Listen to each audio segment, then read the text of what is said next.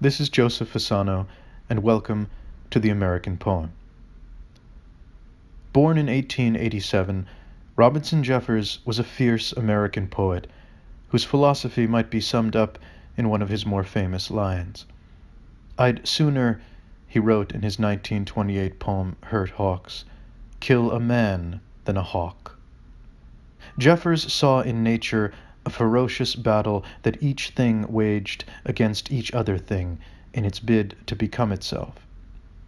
"That is their quality," he wrote in his poem Birds and Fishes, "not mercy, not mind, not goodness, but the beauty of God." Jeffers called this lifelong hymn to the heartless world inhumanism, and he saw his poetry as an attempt to break down humanity's anthropocentric attitude so that we might see beauty in terms of truth rather than comfort, vastness rather than attachment, reverence rather than love and hate. At their best, his poems work precisely because they attempt the impossible, to sing the inhuman with a human voice. And they are a poignant record of one poet's attempt to find a world worthy of his praise during the horrors of modernity. Jeffers' poetry has diminished steadily in popularity, in part perhaps because his apologia for a Darwinian universe can easily be misread as a defense of all power and a lack of compassion for people suffering inexplicably under it. To read Jeffers this way, to see him isolated in his hawk tower that he built with his own hands on the northern California coast, entirely indifferent to the suffering of his neighbors, is to misread him.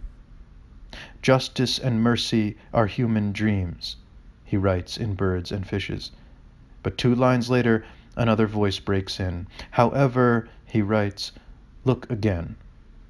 What Jeffers sees when he looks might not be what the humanist sees, but perhaps it is just that attention that is so lacking in so much poetry that claims to have as its primary aim a compassionate witness of the suffering of others. Look again, he tells us, before you go.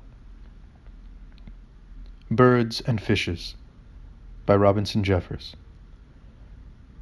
Every October millions of little fish come along the shore, coasting this granite edge of the continent on their lawful occasions.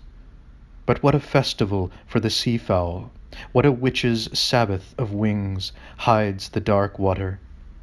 The heavy pelicans shout haw like Job's friend's war horse and dive from the high air. The cormorants slip their long black bodies under the water and hunt like wolves through the green half-light. Screaming, the gulls watch, wild with envy and malice, cursing and snatching. What hysterical greed! What a filling of pouches!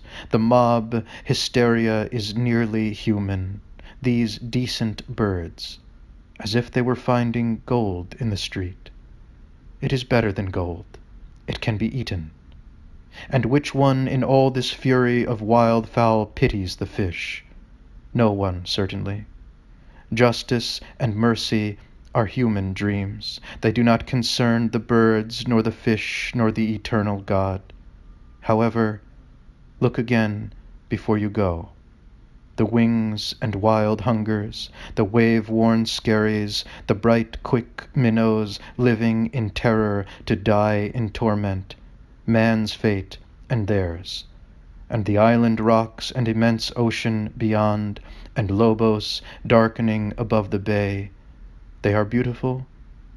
That is their quality, not mercy, not mind, not goodness, but the beauty of God.